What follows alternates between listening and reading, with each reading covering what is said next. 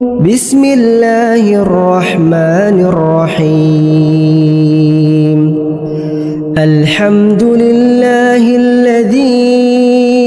أنزل على عبده الكتاب ولم يجعل له عوجا قيما لينذر بأسا شديدا من لدنه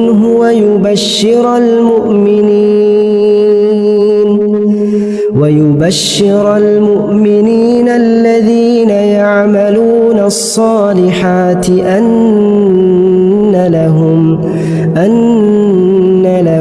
أجرا حسنا ماكثين فيه أبدا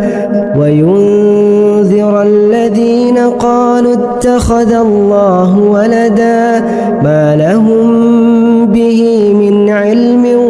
ولا لآبائهم كبرت كلمة تخرج من أفواههم إن